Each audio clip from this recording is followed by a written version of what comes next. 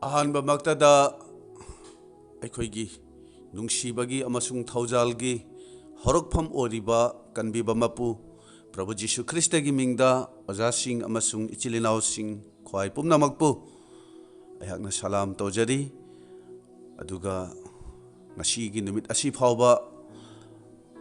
ꯑꯩꯍꯥꯛꯄꯨꯁꯨ ꯑꯅꯥ ꯑꯌꯦꯛ ꯈꯨꯗꯣꯡꯊꯤꯕ ꯑꯁꯣꯜ ꯑꯅꯥ ꯑꯊꯦꯝꯕ ꯈꯨꯗꯤꯡꯃꯛꯇꯒꯤ ꯀꯟꯕꯤꯔꯦ ꯍꯥꯏꯔꯒ ꯏꯕꯨꯡꯉꯣ ꯃꯍꯥꯛꯀꯤ ꯊꯧꯒꯜ ꯇꯧꯖꯕꯒꯤ ꯇꯥꯟꯖꯥ ꯏꯕꯨꯡꯉꯣ ꯃꯍꯥꯛꯅ ꯐꯪꯍꯟꯕꯤꯔꯤꯕ ꯃꯁꯤꯒꯤꯗꯃꯛꯇ ꯍꯟꯅ ꯍꯟꯅ ꯊꯥꯒꯠꯆꯕꯅꯤ ꯃꯍꯥꯛꯀꯤ ꯃꯐꯝꯗ ꯍꯔꯥꯎꯕ ꯐꯣꯡꯗꯣꯛꯆꯕꯅꯤ ꯏꯁꯣꯔꯒꯤ ꯋꯥꯍꯩ ꯄꯥꯊꯣꯛꯆꯒꯦ ꯇꯥꯃꯤꯟꯅꯁꯤ ꯑꯍꯥꯟꯕ ꯄꯤꯇꯔ ꯄꯟꯗꯨꯞ 5ꯒꯤ ꯄꯗ 9 ꯑꯃꯁꯨꯡ 14ꯗꯒꯤ ꯇꯥꯃꯤꯟꯅꯁꯤ ꯄꯨꯛꯅꯤꯡ ꯂꯥꯛꯁꯤꯜꯂꯨ ꯃꯤꯠꯁꯦꯡ ꯈꯥꯡꯉꯨ ꯅꯈꯣꯏꯒꯤ ꯌꯦꯛꯅꯕ ꯗꯤꯌꯥꯕꯣꯜꯅ ꯈꯣꯡꯂꯤꯕ ꯅꯣꯡꯁꯥꯒꯨꯝꯅ ꯀꯅꯥꯒꯨꯝꯕꯕꯨ ꯆꯥꯊꯣꯛꯅꯅꯕ ꯊꯤꯗꯨꯅ ꯀꯣꯏꯆꯠ ꯆꯠꯂꯤ नखोई थाजबद चेतुना माबु मायोकनौ मरमदी अदुगुम्बा मानबा अवा अनंग खांगबा अदु ताइबंगपानदा लैरिबा नचिननाव सिंगदसु थोखख्रबनी हाइबा नखोइना खंगु तामिनख्रबा इबुंगो महाक्की असेंगबा वहायसी ताजरिबा खै पुमनमकी मथक्ता इबुंगो महाक्ना नहोनना बोर पिनाबिबा ओइसनो आमेन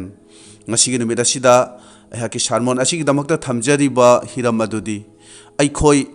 शैतान गा करमना लांथेंगनगनी प्रार्थना तौजगे मतिक मगुन चावरबा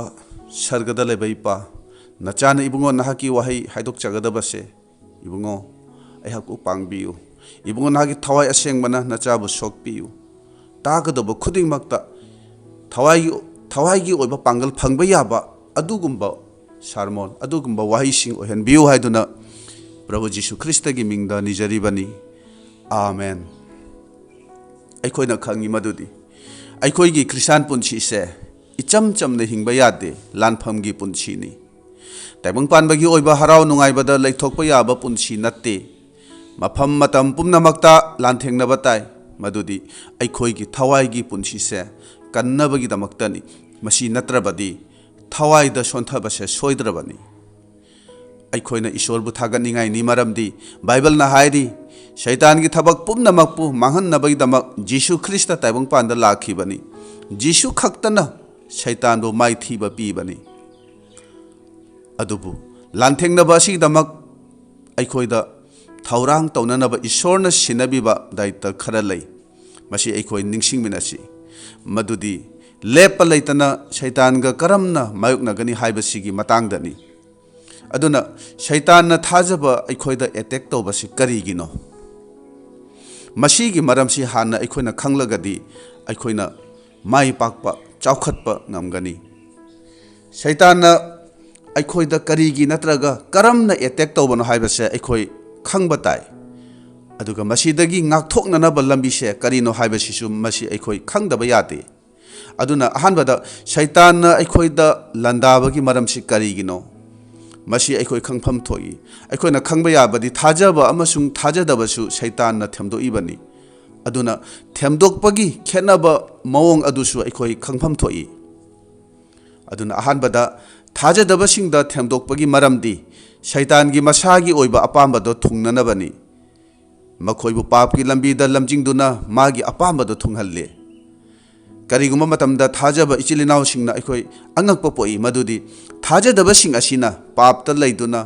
फत्तबा थबक तौरसु मखोइगी थबक खुदिंगदा माइ पाई मखोइ चाउखतले अदुना अखोइना खंगबा याबसि पापकी थबक तौदुना चाउखत हनबदा शैतानना मखोइबु मतेंग पांगी मखोइबु माइ पागल्लिबनी मरमदी फत्तबा थबकतु हेन हेन तौननबा मखोइबु मतेंग पांगदुना मखोइबु थौगतपीबनी पापतु तौबदा चैराक पीद्रबनिना मथंग अमुक हेन हेन पाप तौनिंगबा मखोइदा पोहल्ली असुमना शैतानगी अपामबदो मियोइबना थुंगहल्ली असुमना शैतानना मखोइबु खुदुम चल्लीबनी अदुगा अमुक थाजबसिंगदा शैतानना थेमदोकपा नत्रगा लांदाबगी मरमदी ईश्वरगी अनिंगबा अपामबदो थाजबसिंगना तौदनबगिनी थाजबसिंगनदी ईश्वरगी अपामबदु थुंगहन्ननबा कन्ना होनै अदुबु शैतानदी ईश्वरगी अपामब थुंगहनबसे महांगना सुपाम पामदे महांगना थाजबसिंगबु थवाइदा अमसुंग हक्चांगदा मखल मखलगी टेंशन अनाबगी लाइरबगी खतना चैनबगी मचासिंगना हाइबा इंदबगी imung manung marup mapang nungainadabagi nungsinadabagi asiguma maram mayam ama ꯑꯩꯈꯣꯏꯗ ꯊꯣꯛꯍꯟꯗꯨꯅ ꯁꯩꯇꯥꯟꯅ ꯊꯥꯖꯕꯁꯤꯡꯕꯨ ꯐꯥꯖꯤꯟꯗꯨꯅ ꯊꯝꯕ ꯄꯥꯝꯃꯤ ꯑꯗꯨꯅ ꯊꯥꯖꯗꯕ ꯙꯔꯃ ꯆꯦꯟꯗꯕꯁꯤꯡꯗ ꯁꯩꯇꯥꯟꯅ ꯂꯥꯟꯗꯥꯕꯒꯤ ꯃꯔꯝꯗꯤ ꯃꯍꯥꯛꯀꯤ ꯑꯄꯥꯝꯕꯗꯣ ꯊꯨꯡꯅꯅꯕꯒꯤꯅꯤ ꯑꯗꯨꯒ ꯊꯥꯖꯕꯁꯤꯡꯗ ꯍꯥꯏꯕꯗꯤ ꯙꯔꯃ ꯆꯦꯟꯕꯁꯤꯡꯗ ꯂꯥꯟꯗꯥꯕꯒꯤ ꯃꯔꯝꯗꯤ ꯊꯦꯝꯗꯣꯛꯄꯒꯤ ꯃꯔꯝꯗꯤ ꯃꯈꯣꯏꯅ ꯏꯁꯣꯔꯒꯤ ꯑꯄꯥꯝꯕꯗꯣ ꯊꯨꯡꯍꯟꯗꯅꯕꯒꯤꯅꯤ ꯁꯩꯇꯥꯟꯅ ꯊꯥꯖꯕꯁꯤꯡꯗ ꯀꯔꯝꯅ ꯂꯥꯟꯗꯥꯏ ꯍꯥꯏꯕꯁꯦ ꯑꯩꯈꯣꯏ ꯈꯪꯐꯝ ꯊꯣꯛꯏ ꯃꯥꯒꯤ ꯊꯧꯔꯥꯡ ꯃꯥꯒꯤ ꯂꯧꯅꯝ ꯃꯥꯒꯤ ꯂꯥꯂꯣꯡ ꯄꯨꯝꯕ ꯑꯩꯈꯣꯏ ꯈꯪꯐꯝ ꯊꯣꯛꯄꯅꯤ ꯃꯇꯝꯗꯨꯗ ꯑꯩꯈꯣꯏꯅ ꯈꯪꯒꯅꯤ ꯃꯗꯨꯗꯤ ꯁꯩꯇꯥꯟꯅ ꯑꯩꯈꯣꯏꯒꯤ ꯄꯨꯟꯁꯤꯗ ꯏꯃꯨꯡ ꯃꯅꯨꯡꯗ ꯀꯔꯝꯅ ꯑꯦꯇꯦꯛ ꯇꯧꯔꯛꯂꯤꯕꯅꯣ ꯍꯥꯏꯕꯗꯨ ꯃꯗꯨꯗ ꯑꯩꯈꯣꯏꯅ ꯈꯪꯒꯗꯧꯕꯅꯤ ꯑꯗꯨꯅ ꯑꯍꯥꯟꯕꯗ ꯅꯝꯕꯔ 1 ꯄꯣꯏꯟꯠꯗ ꯆꯦꯛꯁꯤꯟꯗꯕꯒꯤ ꯃꯔꯝꯅ ꯁꯩꯇꯥꯟꯒꯤ ꯂꯥꯡꯗ ꯑꯩꯈꯣꯏꯅ ꯇꯥꯕꯅꯤ ꯑꯗꯨꯅ ꯑꯍꯥꯟꯕ ꯄꯤꯇꯔ 5:9 ꯑꯃꯁꯨꯡ 7 ꯑꯁꯤꯗ ꯑꯩꯈꯣꯏꯅ ꯎꯕ ꯐꯪꯕꯁꯤ ꯄꯨꯛꯅꯤꯡ ꯂꯥꯛꯁꯤꯜꯂꯨ ꯃꯤꯁꯦꯡ ꯈꯥꯡꯉꯨ ꯍꯥꯏꯅ ꯍꯥꯏꯕꯅꯤ ꯑꯗꯨꯒ ꯇꯥꯏꯕꯪꯄꯥꯟꯗ ꯂꯩꯔꯤꯕ ꯅꯆꯤꯟ ꯅꯅꯥꯎꯁꯤꯡꯗꯁꯨ ꯑꯋꯥ ꯑꯅꯪ ꯈꯥꯡꯕꯁꯦ ꯊꯣꯛꯈ꯭ꯔꯕꯅꯤ ꯍꯥꯏꯅ ꯃꯁꯤꯗ ꯑꯩꯈꯣꯏꯅ ꯎꯕ ꯐꯪꯉꯤ ꯃꯁꯤꯗꯒꯤ ꯑꯩꯈꯣꯏꯅ ꯈꯪꯕ ꯌꯥꯕꯗꯤ ꯑꯩꯈꯣꯏꯅ ꯄꯨꯛꯅꯤꯡ ꯂꯥꯛꯁꯤꯟꯗꯨꯅ ꯃꯤꯁꯦꯡ ꯈꯥꯡꯗꯨꯅ ꯆꯦꯛꯁꯤꯟꯗꯕꯒꯤ ꯃꯔꯝꯅ ꯁꯩꯇꯥꯟꯗ ꯑꯩꯈꯣꯏꯗ ꯂꯥꯟꯗꯥꯔꯛꯄꯅꯤ ꯃꯔꯝꯗꯤ ꯑꯩꯈꯣꯏꯒꯤ ꯌꯦꯛꯅꯕ ꯁꯩꯇꯥꯟꯅ ꯈꯣꯡꯂꯤꯕ ꯅꯣꯡꯁꯥꯒꯨꯝꯅ ꯀꯅꯥꯒꯨꯝꯕꯕꯨ ꯆꯥꯊꯣꯛꯅꯅꯕ ꯊꯤꯗꯨꯅ ꯀꯣꯏꯆꯠ ꯆꯠꯂꯤ ꯍꯥꯏꯅ ꯍꯥꯏꯔꯤ ꯃꯍꯥꯛꯅ ꯀꯣꯏꯆꯠ ꯆꯠꯇꯨꯅ ꯊꯤꯔꯤꯕꯁꯦ ꯆꯦꯛꯁꯤꯟꯗꯕ ꯃꯤꯁꯦꯡ ꯈꯥꯡꯗꯕ ꯊꯥꯖꯕ ꯏꯆꯤꯜ ꯏꯅꯥꯎꯁꯤꯡ ꯑꯗꯨꯅꯤ ꯑꯗꯨꯅ ꯑꯩꯈꯣꯏ ꯊꯥꯖꯕꯗ ꯑꯆꯦꯠꯄ ꯑꯣꯏꯗꯨꯅ ꯁꯩꯇꯥꯟꯕꯨ ꯃꯥꯌꯣꯛꯅꯅꯕ ꯑꯩꯈꯣꯏꯗ ꯃꯁꯤꯗ ꯍꯥꯏꯕꯅꯤ ꯑꯗꯨꯅ ꯊꯥꯖꯕ ꯏꯆꯤꯜ ꯏꯅꯥꯎ ꯈꯔꯗꯤ ꯀꯔꯤꯒꯨꯝꯕ ꯋꯥꯐꯝ ꯈꯔꯗ ꯊꯥꯖꯕ ꯆꯦꯠꯇꯕ ꯃꯤꯁꯦꯡ ꯈꯥꯡꯗꯕꯒꯤ ꯃꯔꯝꯅ ꯃꯈꯣꯏꯒꯤ ꯃꯊꯛꯇ ꯁꯩꯇꯥꯟꯅ ꯌꯥꯝꯅ ꯑꯉꯛꯄ ꯃꯑꯣꯡꯗ ꯂꯥꯟꯗꯥꯕ ꯌꯥꯎꯕꯅꯤ ꯑꯗꯨꯅ ꯃꯤꯠꯁꯦꯡ ꯈꯥꯡꯕ ꯆꯦꯛꯁꯤꯟꯕ ꯍꯥꯏꯕꯁꯤ ꯀꯔꯤꯅꯣ ꯃꯁꯤꯗ ꯑꯩꯅ ꯍꯥꯏꯖꯅꯤꯡꯕꯗꯤ ꯑꯩꯈꯣꯏ ꯀꯔꯝꯕ ꯄꯨꯟꯁꯤ ꯃꯔꯦꯜꯗ ꯍꯤꯡꯒꯗꯒꯦ ꯍꯥꯏꯕꯁꯦ ꯑꯩꯈꯣꯏ ꯈꯪꯐꯝ ꯊꯣꯛꯏ ꯍꯥꯏꯕꯁꯤꯅꯤ ꯑꯩꯈꯣꯏ ꯀꯔꯝꯕ ꯃꯇꯥꯡꯗ ꯆꯦꯛꯁꯤꯟꯒꯗꯒꯦ ꯍꯥꯏꯕꯁꯦ ꯑꯩꯈꯣꯏ ꯈꯪꯐꯝ ꯊꯣꯛꯏ ꯑꯩꯈꯣꯏꯅ ꯃꯁꯤꯗꯗꯤ ꯁꯣꯏꯅꯤꯡꯉꯥꯏ ꯂꯩꯇꯦ ꯍꯥꯏꯅ ꯈꯟꯕꯁꯤꯡ ꯑꯗꯨꯗ ꯑꯩꯈꯣꯏꯅꯗꯤ ꯈꯔ ꯂꯥꯏꯊꯣꯛꯏ ꯃꯁꯤꯗꯗꯤ ꯀꯔꯤꯁꯨ ꯇꯧꯔꯣꯏꯗ ꯁꯣꯏꯅꯤꯡꯉꯥꯏ ꯂꯩꯇꯦ ꯍꯥꯏꯅ ꯈꯜꯂꯤ ꯈꯨꯗꯝ ꯑꯣꯏꯅ ꯑꯩꯈꯣꯏ ꯌꯨꯝ ꯅꯠꯇ꯭ꯔꯒ ꯏꯪꯈꯣꯜꯒꯤ ꯃꯇꯥꯡꯗꯁꯨ ꯑꯩꯈꯣꯏꯅ ꯈꯟꯕꯁꯤ ꯐꯦꯟꯁꯤꯡ ꯅꯠꯇ꯭ꯔꯒ ꯒꯦꯠ ꯆꯦꯛꯁꯤꯟꯅ ꯁꯦꯝꯂꯕꯗꯤ ꯊꯣꯡ ꯊꯣꯡꯅꯥꯎ ꯆꯦꯛꯁꯤꯟꯅ ꯄꯥꯜꯂꯒꯗꯤ ꯁꯣꯏꯅꯤꯡꯉꯥꯏ ꯂꯩꯇ꯭ꯔꯦ ꯍꯥꯏꯅ ꯈꯜꯂꯤ ꯑꯗꯨꯕꯨ ꯑꯩꯈꯣꯏꯅ ꯈꯪꯕ ꯌꯥꯕꯗꯤ ꯍꯨꯔꯥꯟꯕ ꯍꯥꯏꯕꯁꯤꯗꯤ ꯑꯩꯈꯣꯏꯅ ꯊꯥꯖꯗꯕ ꯃꯐꯝꯗꯒꯤ ꯈꯨꯗꯝ ꯑꯣꯏꯅ ꯚꯦꯟꯇꯤꯂꯦꯇꯔꯒꯨꯝꯕ ꯃꯅꯤꯡ ꯊꯣꯡꯒꯨꯝꯕ ꯑꯁꯣꯟꯕ ꯀꯔꯤꯒꯨꯝꯕ ꯊꯣꯡꯅꯥꯎꯒꯨꯝꯕꯗꯒꯤ ꯃꯈꯣꯏ ꯍꯨꯔꯥꯟꯕꯁꯤꯡ ꯑꯁꯤꯅ ꯆꯪꯕꯅꯤ ꯑꯩꯈꯣꯏꯅ ꯈꯜꯂꯨꯗꯕ ꯌꯦꯡꯉꯨꯗꯕ ꯃꯐꯝꯗꯒꯤ ꯍꯨꯔꯥꯟꯕꯅ ꯆꯪꯉꯤ ꯍꯥꯏꯕꯁꯦ ꯃꯁꯤ ꯑꯩꯈꯣꯏ ꯈꯪꯉꯤꯕꯅꯤ ꯑꯗꯨꯅ ꯑꯩꯈꯣꯏꯒꯤ ꯄꯨꯟꯁꯤꯗꯁꯨ ꯊꯥꯖꯕ ꯑꯩꯈꯣꯏꯒꯤ ꯄꯨꯟꯁꯤꯗ ꯑꯩꯈꯣꯏꯅ ꯈꯜꯂꯨꯗꯕ ꯑꯩꯈꯣꯏꯅ ꯌꯦꯡꯁꯤꯜꯂꯨꯗꯕ ꯃꯐꯝ ꯑꯗꯨꯗꯒꯤ ꯁꯩꯇꯥꯟꯅ ꯍꯨꯔꯥꯟꯅ ꯑꯩꯈꯣꯏꯗ ꯂꯥꯟꯗꯥꯔꯛꯄꯅꯤ ꯑꯩꯈꯣꯏꯅꯗꯤ ꯍꯨꯔꯥꯟꯗꯕ ꯆꯤꯟ ꯊꯤꯗꯕ ꯃꯤ ꯍꯥꯠꯇꯕ ꯈꯠꯅꯗꯕ ꯌꯨ ꯉꯥꯎꯗꯕ ꯃꯁꯤꯇꯪ ꯃꯔꯨ ꯑꯣꯏꯅ ꯑꯩꯈꯣꯏꯅ ꯇꯧꯗꯅꯕ ꯈꯜꯂꯤ ꯑꯗꯨꯕꯨ ꯑꯩꯈꯣꯏꯅ ꯈꯜꯂꯨꯗꯕ ꯃꯆꯥ ꯈꯔ ꯂꯩꯔꯤ ꯃꯗꯨꯗꯗꯤ ꯑꯩꯈꯣꯏꯅ ꯋꯥꯈꯜ ꯑꯩꯈꯣꯏ ꯀꯌꯥ ꯊꯝꯗꯦ ꯃꯗꯨꯁꯤꯡ ꯑꯗꯨꯗ ꯆꯦꯛꯁꯤꯜꯍꯧꯗꯕꯗꯒꯤ ꯃꯗꯨꯒꯤ ꯃꯔꯝꯅ ꯁꯩꯇꯥꯟꯅ ꯊꯥꯖꯕꯁꯤꯡꯕꯨ ꯊꯦꯝꯗꯣꯛꯄꯁꯦ ꯑꯩꯈꯣꯏꯅ ꯎꯕ ꯐꯪꯕꯅꯤ ꯑꯗꯨꯅ ꯑꯩꯅ ꯍꯥꯏꯖꯅꯤꯡꯕꯗꯤ ꯑꯩ ꯈꯛꯇ ꯐꯔꯒ ꯌꯥꯗꯦ ꯑꯩ ꯈꯛꯇ ꯊꯋꯥꯏꯗ ꯆꯥꯎꯈꯠꯂꯒ ꯃꯗꯨꯗ ꯌꯥꯔꯣꯏ ꯑꯩꯒꯤ ꯏꯃꯨꯡ ꯃꯅꯨꯡꯗ ꯑꯩꯒꯤ ꯅꯨꯄꯤ ꯑꯉꯥꯡꯁꯤꯡꯅ ꯃꯈꯣꯏꯅ ꯈꯜꯂꯤꯕ ꯇꯧꯔꯤꯕ ꯉꯥꯡꯂꯤꯕ ꯆꯠꯂꯤꯕ ꯃꯈꯣꯏꯒꯤ ꯄꯨꯟꯁꯤ ꯃꯔꯦꯜ ꯑꯗꯨꯁꯨ ꯑꯩꯈꯣꯏ ꯀꯨꯞꯅ ꯌꯦꯡꯁꯤꯟꯕ ꯀꯨꯞꯅ ꯑꯩꯈꯣꯏ ꯄꯥꯟꯅꯕ ꯇꯥꯏ ꯃꯈꯣꯏ ꯀꯅꯥꯒ ꯇꯤꯟꯅꯔꯤꯕꯅꯣ ꯀꯗꯥꯏꯗ ꯆꯠꯂꯤꯕꯅꯣ ꯃꯁꯤ ꯑꯩꯈꯣꯏ ꯃꯨꯟꯅ ꯌꯦꯡꯕ ꯇꯥꯕꯅꯤ ꯃꯈꯣꯏꯒꯤ ꯃꯔꯝꯗꯒꯤ ꯁꯩꯇꯥꯟꯅ ꯑꯩꯒꯤ ꯏꯃꯨꯡ ꯃꯅꯨꯡꯗ ꯂꯥꯟꯗꯥꯔꯛꯄ ꯌꯥꯕꯅꯤ ꯍꯥꯏꯕꯁꯦ ꯃꯁꯤ ꯑꯩꯈꯣꯏ ꯈꯪꯃꯤꯟꯅꯁꯤ ꯁꯩꯇꯥꯟꯅꯗꯤ ꯅꯪꯒꯤ ꯏꯃꯨꯡ ꯃꯅꯨꯡꯗ ꯍꯨꯔꯥꯟꯕꯒꯨꯝꯅ ꯀꯗꯣꯝꯗꯒꯤ ꯀꯔꯝꯅ ꯆꯪꯁꯤꯒꯦ ꯍꯥꯏꯅ ꯃꯗꯨ ꯀꯨꯞꯅ ꯃꯍꯥꯛꯅ ꯄꯥꯟꯅꯔꯤꯕꯅꯤ ꯑꯩꯈꯣꯏꯅ ꯀꯔꯤꯁꯨ ꯀꯥꯏꯗꯦ ꯈꯟꯗꯨꯅ ꯆꯦꯛꯁꯤꯜꯍꯧꯗꯕ ꯃꯐꯝ ꯑꯗꯨꯗꯒꯤ ꯁꯩꯇꯥꯟꯅ ꯊꯕꯛ ꯇꯧꯏꯕꯅꯤ ꯍꯥꯏꯕꯁꯦ ꯃꯁꯤ ꯑꯩꯈꯣꯏ ꯈꯪꯃꯤꯟꯅꯁꯤ ꯑꯗꯨꯅ ꯕꯥꯏꯕꯜꯅ ꯍꯥꯏꯔꯤ ꯆꯦꯠꯅ ꯂꯦꯞꯂꯤ ꯍꯥꯏꯅ ꯈꯟꯕꯁꯤꯡ ꯑꯗꯨꯅ ꯇꯨꯗꯅꯕ ꯆꯦꯛꯁꯤꯟꯖꯧ ꯍꯥꯏꯅ ꯍꯥꯏꯕꯅꯤ ꯆꯦꯠꯅ ꯂꯦꯞꯂꯤ ꯍꯥꯏꯅ ꯈꯟꯕꯁꯤꯡ ꯑꯗꯨꯅ ꯇꯨꯗꯅꯕ ꯆꯦꯛꯁꯤꯟꯖꯧ ꯍꯥꯏꯅ ꯃꯌꯦꯛ ꯁꯦꯡꯅ ꯏꯁꯣꯔꯒꯤ ꯋꯥꯍꯩꯅ ꯍꯥꯏꯕꯅꯤ ꯑꯗꯨꯅ ꯑꯩꯈꯣꯏꯅ ꯄ꯭ꯔꯥꯔꯊꯅꯥꯒꯤ ꯄꯨꯟꯁꯤꯗ ꯍꯤꯡꯖꯗꯨꯅ ꯑꯩꯈꯣꯏꯒꯤ ꯀꯔꯝꯕ ꯃꯥꯏꯀꯩꯗ ꯀꯔꯝꯕ ꯍꯤꯔꯝꯗ ꯁꯣꯜꯂꯤ ꯍꯥꯏꯕꯗꯣ ꯏꯁꯣꯔꯅ ꯑꯩꯈꯣꯏꯗ ꯈꯪꯍꯟꯕꯤꯅꯅꯕ चेक्सिन्ना मिसेंग खांगदुना अखोई हिंगननब होनसी शैतानदी अगी असोनबसे करीनो कदाइदनो हाइबसे मदु कुपना पानादुना महांगना पोथादब मखई महांगना तुमदब मखई मदु कोइथी थीरिबनी अदुगा अनिसुब पॉइंटददी करीसु नत्तब वाफमगी मरमदगी थाजबसिंगना शैतानगी लांगद थुई एफिसा पंदु मरीगी पद कुनमंगादगिना कुन्निपान फावबा एफिसा पंदु मरी कुनमंगादगिना कुन्निपान फावबसी मसी आई पाथोकजगे तामिनसी मरम मदुगी दमक मिनम्ब थादोक्तुना नखोई मी खुदिंगना मागी मागी कैरोय लेकाइगा अचुम्ब ngangnau मरमदि अखोई अमगा अमगा इसा अमत्तनी सावरबसु पाप तौगनु नखोई सावरिङैदा नुमित ताहनगनु दियाबोलदसु मफम पीगनु हुरानबा माग अदुना अमुक हुरानदसनु अदुबु मदुगी महुत्ता महाकी खुटना अफब थबक तौदुना अवात्पा मी अदुदा येनबिनबा महाकी लैननबा नोमजसनु मसीदा खुनी येंगलबदी मसीदा वाफम मचा मचा अखोइदा ताकपीरी खुदम ओइना मिनम्ब थादोकबा सावदनबा पाप तौदनबा हुरानदनबा अदुगा अवात्पा मीदा पांगबिनबा असुमना मसीदा हाइबसे अखोइना उबा फंगी अदुगा अमुक पद कुंतरेत असिदा येंगलबदी दियाबोलदसु मफम पीगनु हाइना हाइरी मसीना ताकपदी सावरबसु पाप तौगनु हाइना हाइबनी सावरिङैदा नुमित ताहनगनु हाइना हाइरी मरमदि मदुदगी हेंथग्रबदी पापता तागनी अदुगा शैतान खुदोंग चाब लौखिनी एना हाइबनी अदुना शैतान द मफम पीगनु एना हाइबदी करीसु नत्तब अपिकप पाप की मरमदगी शैतान ख्रिस्तान सिंगदा लंदादुना थेमदोकपनी एना हाइबनी अखोइना मसीदी करीसु नत्तेदा थोइदोंना अचोबा अरुबा वफम नत्ते खंदुना पाप मचा मचा असुम लेप्तना तौबसिना मदुदा शैतान खंगहौदना खुदोंग चाब लौरगा अचौबा साथीबा पाप अमदा अखोइबु इराकनहनबनी हाइबसे मसी अखोइ खंगमिनसी नंग अइना करीसु नत्ते हाइदुना ngangliba अमोटपा फजदबा वाहिगी फागी जुगाई लक्नबगी वाफमसिंग अदुदा अखोइ चेक्सिनसी ओइदबा मिनम्बा nganगदुना फागी जुगाई तौबा मदुदसु शैतान अखोइदगी खुदोंग चाब लौखिबा याबनी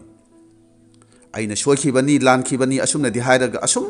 अहोंगबा लेतबा अइगी लिचत अइगी पुंसी मरेल अदुगी मरमना नोंगमा नोंगमगी पापकी लंबीदा चंगसिनदुना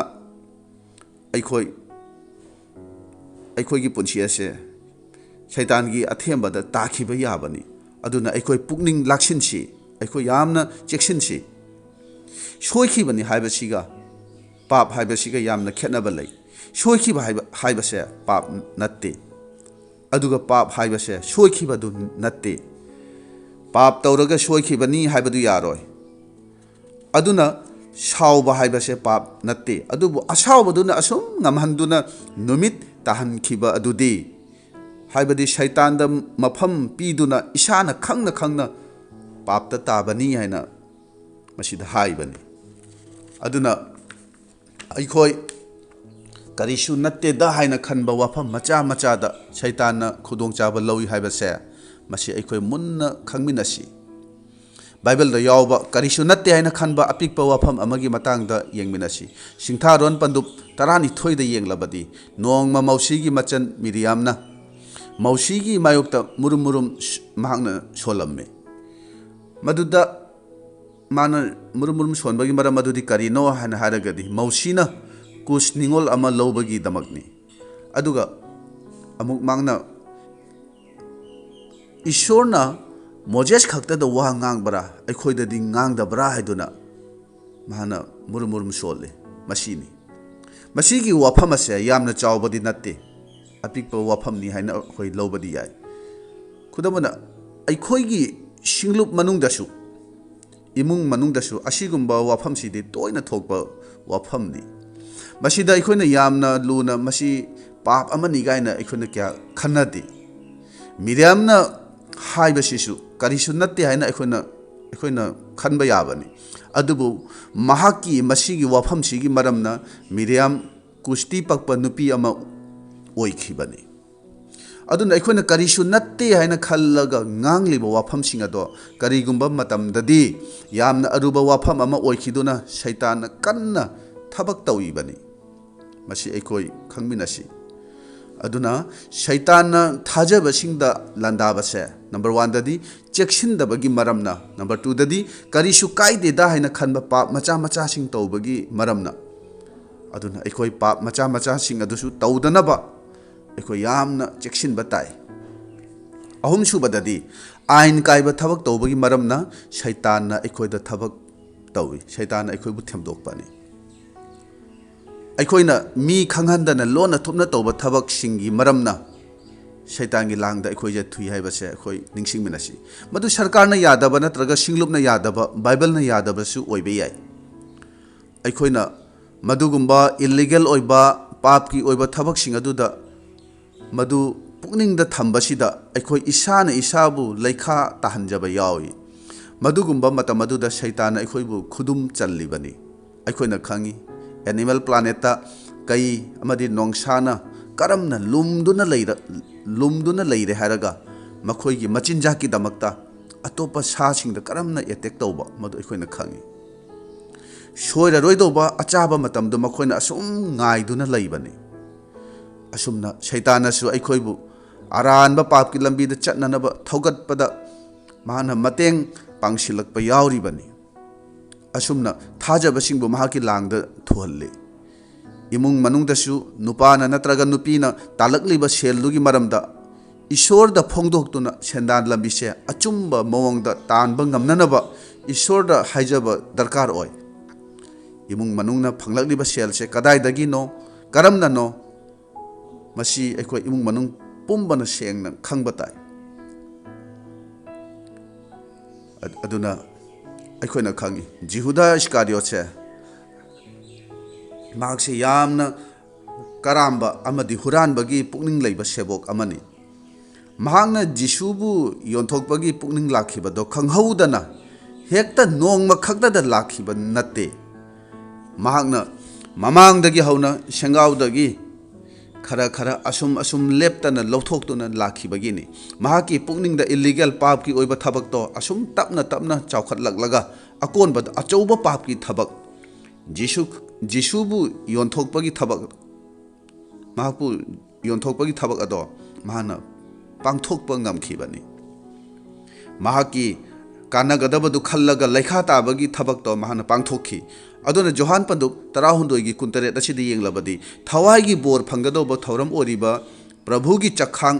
अदुगी मतम अदुदसु जिहुदा इस्कारियोट की दमक्तदी शैतान थबक कन्न तौबा अदुगुम्बा थौरम ओइखिबनी मरम असिना इचिलिनाउसिंगदा इन हाइजनिंगबदी अरानबा थबक मचा मचादा असुम हाइनबी ओइखिदुना लेप्तना तौरिबा ओइरगदी मदुसिंग अदो ngasimak थादोकपा ngamnanaba हाइजबगा लोइनना होनबियु हाइबसे अइना इचिलिनाउसिंगदा हाइजनिंगबनी जिहुदानादी मांगना लौरुबा लुपा 30 दो हुंदोखिबनी निंगमदबना पिक थनखी मसामक थौरी यानदुना मपुक पोखाइदुना सीखिबनी महांगना लौरुबा सेलदो अरानबा मोंगदा मान तालुबा सेलदो करियमता कानखिदरे जोहान पंदुप 10 हाइरिबा हुरानबा अदुना हुराननबा हाननबा मांगहननबा लाकपनी हाइबदो मदु अखोय निंगसिंगमिनासी अखोयना सिंगलुपकी ओरबसु मीगी ओरबसु सरकारगी ओरबसु ईश्वरना यादबा मोंगदा सेल फंगनबा होनबसे मसे पुमनमक अकोनबा मतमददी अरेंबा तागनी हाइबसे मसे अखोय निंगसिंगमिनासी मरम असिना शैतानना अखोयदा लांदाबसे अरानबा मवंगदा सेल तानबा सेल फंगननबा होनबसे मसीसु यामना चावबा मरमनी मसी हेक मसीगुम्बा लाना सेल तानबगी थबक असे हेक हौबदगी अखोयगी पुकनिंगदा इंथबा हरावबा पुनमक मांखिदुना ईश्वरगी ओइबा नुंसिबसे अखोयदगी लोइना मांखिगनी शैतानना अखोयगी पुंसीदा अखोयगी थमोयदा अखोयगी इमुंग मनुंगदा चंगकनबगी दमक्तदी यामना लावबा यामना चावबा लंबीगी दरकार ओइदे अपिकपा अखुबा लंबीदगी पाप की थबक मचा मचादगी शैतान अखोयगी पुंसीदा चंगक्तुना खुदुम चल्लीबनी हाइबसे मसी अखोय खंगमिनासी अदुना लंबी पुमनमक हाइबदी शैतानगी ओइबा शैतान चंगक्पा याबा लंबी पुमनमक असे अखोय थिंजिननबा अखोय होतनसी मरीसुबददी अरोइबो ओइना ख्रिस्टान अखोइना शैतानगा करमना लांथेंनगनी करमना मायोकनगनी हाइबगी मतंगदा अखोइ येंगमिनसि जाकोब पंदुक अमगी तरेत्ता ईश्वरगी मखा पोलु दियाबोलगा मायोकनौ अदुगा महाकना नखोइदगी चेनगनी मसिदा ईश्वरगी मखा पोलु हाइना मयेक सेंगना हाइरि अदुगा अहानबा पीटर अदुदसु पुंगनिंग लाक्सिंदुना थाजबदा चेतुना शैतान मायुक नौ हाइना हाइबनी बाइबल हाइबसी शैतान बु मायुक नौ मांगोंदगी चेनगनु मांगोंदगी लोटकनु अदुबु मायुक नौ हाइना तंबीबनी अखोइना एनिमल प्लानेट उबसे कई नोंसाना सराक तमदुना लाइना चाथोखिबा याबा सासिंग असेना यामना लौसिंग लेना थौना हंदना कई नोंसा फावबा माइ थीबा पिरमले हारगा हिंदुना मांगलोमदा चेनखिबसे यावबनी मरम अदुना अखोइगी ईश्वरगी ओइबा लौसिंग पांगल थौनादा ईश्वरगी ओइबा वहाईदा थवाई असेंगबदा मतम चुप्पदा अखोइ नाजबा ताई अखोइ ईश्वरगी मखा पोन बताई अखोइ इतोमतनदी ईश्वर यावदना करीसु तौबा ngamloi दाविद नसु गोलियत की किहनबा अदुबु कीददुना मायोकनबगुमना अखोइसु ईश्वर की पांगलबा पांबोम खादा लेदुना शैतानबु मायोकनसी इबुंगो महाकी मपाना अइना लान ngamgani मसी अखोइगी चिल्लसिना अखोइ हाइदोकपा तमसी मरमदुना अइना करी करीदा चेक्सिनगनी मदुसिंग अदो ताकपिननबा अखोइ ईश्वरदा हाइजसी पाप मचा मचा दो तौदनबा अखोइ हाइजसी ईश्वरना यादबा इलीगल की थबक तौदनबा पाप की थबक अदो तौदनबा थादोकपा ngamननबा अखोइ हाइजसी असुमना ईश्वरगी मखा पोंदुना शैतानबु माइथिबा पीसी मथंगदा अखोइना तौगदबदी एफिसा पंदुप तरुकी 18 अमसुंग 12 मफम असिदसु अखोइना उबा फंगबसे करिनो ईश्वरगी लान फिजेत सेतुना शैतानबु मायोक नौ हाइना हाइबनी दाविदनसु निंगथौ साउलना पीबा लानमीगी खुजु खुलाई अमत्ता मांगना सिजिनखिदे मांगनादी ईश्वरगी ओइबा खुलाई अदो मांगना पाइखिबनी मसिंग थिंगमदबा शैतानगी लौनम लांग मयामदो माइथिबा पीबा ngamnanaba अखोइ ईश्वरगी लान फिजेत सेतलु हाइना अखोइदा ईश्वरना बाइबलना हाइरि अदुगा अखोइगी लाक्नबा असे ई तोंग यावबगी मथक्ता नत्ते अदुबु फत्तबगी थवाई ओइबसिंगी मथक्ता अखोइ लाक्नबनेना हाइरि एफिसा पंदु तरुक असे मखादा असुम पाथारकलबदी ईश्वरगी लान फिजेसिंग अदो मसिदा पनबसे अखोइना उबा फंगबनी मदुदी अचुंबना ख्वांग लक्सिल्लो धर्म चेनबगी थबा खांग इंगथबगी अफबा वापावगी थौरांग तौबना खोंगदा तोंगसिनबा थाजबगी चुंगोय पाइखतपा अरान खुबमगी लाल लुहुब अदुगा थवाईगी कबाक थांग पाइखतलु हाइना हाइरि असिगुंबा खुलाइसिंग असी पनबगी मरमदी मसिना ताकपसिदि करिनो हाइना हाइरगदी खुलाई मयाम हारिबा खुलाई मयाम असिना नसाबु लैतेंगजदुना थम्मु हाइना हाइबनी अरान खुबमगी लाल लुहुब मसिना ताकपसिदि करिनो इबुंगो महागी कनबिबदो अईगी इथक्ता अईंगोंदा लैरे हाइना खंजबसिनी अईसे अरान खुबम फंखरबनी हाइबसे सेंगना खंजबसिनी धर्म चेनबगी थबाखांग हाइबसिदी थबाखांग हाइबसि करिनो मसिना हक्चांगी मरु यामना मरु ओइबा सरुकसिंग मसिना लानगी मतमदा खंजिल्लगा कुपसिल्लगा थम्मीबनी मरम अदुना ईश्वरगी धर्म चेनबसिना इसाबु खंजिनजौ मसिनी मसिदा हाइबसे मियोइबगी धर्म चेनबसिदी ईश्वरगी मियंगदा फदी सेगाइबगुंबनी अचुंबना ख्वांग लक्सिनबा हाइबसिना करिनो पुंसीदा अवाबा खुदोंथीबा कया थेंगनरबसु अचुंबदा लेपकनी अचुंबदा चटकनी हाइना खनबा थवाईगी कबाक थांग थवाईगी थंगसांग हाइबदी ईश्वरगी वाहिदो खुत्ता चेतना पायु हाइना हाइबनी थाजबगी चुंगोय हाइबदी अईगी थाजबदुना मतम पुंबदा ईश्वरना अईबु कनबिगनी हाइना हाइबनी अदुगा खोंगदा तोंगदौबा अदुदी करिनो मतम पुंबदा जिसु ख्रिस्टगी थौगलगी दमक थौरांग तौजबदुनी असिगुंबा मयाम असिना इसाबु लैतेंगजबसिना ईश्वरगी मपुंग फाबा लान फिजेत अदुनी अदुगा मसिगी लान फिजेत असिगी मरमना शैतानगी लौनम लांग मयाम अदुगा मायोकनबा ngamgani हाइना ꯑꯩꯈꯣꯏꯗ ꯇꯥꯛꯄꯤꯕꯅꯤ ꯑꯔꯣꯏꯕ ꯑꯣꯏꯅ ꯔꯣꯃꯥꯟ 16:20ꯗ ꯏꯪꯊꯕꯒꯤ ꯏꯁꯣꯔꯅ ꯁꯩꯇꯥꯟꯕꯨ ꯅꯈꯣꯏꯒꯤ ꯈꯣꯡꯈꯥꯗ ꯊꯨꯅꯃꯛ ꯇꯥꯍꯠꯍꯟꯒꯅꯤ ꯃꯁꯤꯗ ꯍꯥꯏꯕꯁꯤꯗꯤ ꯀꯔꯤꯅꯣ ꯄ꯭ꯔꯚꯨꯅ ꯑꯩꯈꯣꯏꯗ ꯆꯥꯎꯅ ꯑꯁꯥ ꯑꯃ ꯄꯤꯔꯤ ꯃꯗꯨꯗꯤ ꯁꯩꯇꯥꯟꯕꯨ ꯑꯩꯈꯣꯏꯒꯤ ꯈꯣꯡꯈꯥꯗ ꯇꯥꯍꯠꯍꯟꯒꯅꯤ ꯍꯥꯏꯅ ꯍꯥꯏꯕꯁꯤꯅꯤ ꯅꯪ ꯑꯩꯅ ꯁꯩꯇꯥꯟꯕꯨ ꯈꯣꯡꯅ ꯅꯦꯠꯄ ꯉꯝꯒꯅꯤ ꯄꯨꯛꯅꯤꯡ ꯂꯥꯛꯁꯤꯟꯗꯨꯅ ꯊꯧꯔꯥꯡ ꯇꯧꯗꯨꯅ ꯂꯩꯁꯤ ꯑꯩꯈꯣꯏ ꯁꯩꯇꯥꯟꯕꯨ ꯃꯥꯌꯣꯛꯅꯕ ꯑꯩꯈꯣꯏ ꯇꯝꯁꯤ ꯑꯗꯨꯅ ꯉꯁꯤꯒꯤ ꯅꯨꯃꯤꯠ ꯑꯁꯤꯗ ꯑꯩꯈꯣꯏꯅ ꯁꯩꯇꯥꯟꯅ ꯑꯩꯈꯣꯏꯗ ꯂꯥꯟꯗꯥꯕꯒꯤ ꯊꯦꯝꯗꯣꯛꯄꯒꯤ ꯃꯔꯝꯗ ꯑꯩꯈꯣꯏ ꯇꯥꯃꯤꯟꯅꯔꯦ ꯁꯩꯇꯥꯟꯅ ꯑꯩꯈꯣꯏꯗ ꯈꯨꯗꯨꯝ ꯆꯟꯁꯤꯜꯂꯛꯄꯒꯤ ꯃꯔꯨꯑꯣꯏꯕ ꯃꯔꯝ ꯑꯍꯨꯝꯈꯛ ꯑꯩꯈꯣꯏ ngasi numit asida taminnakhare aduga mahaka karamna mayoknagani haibagi matangdasu aikoi taminare aduna ngasi aikoina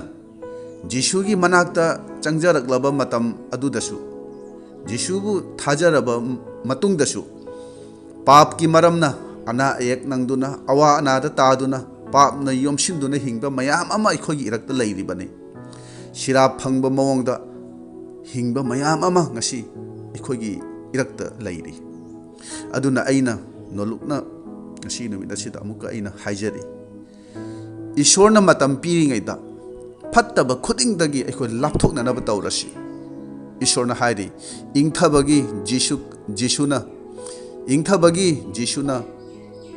shaitan bu nakhoigi khongkha da thunamak tahat hangani aduna aikoi ishor gi makha polasi shaitan ga lanthengna duna ahingba punsi aikoi phangjarasi tamina khraba ishor gi wahyase tajari bai khoi pumna makki mathakta ibungon thaujan biba bor pina biba oirasanu amen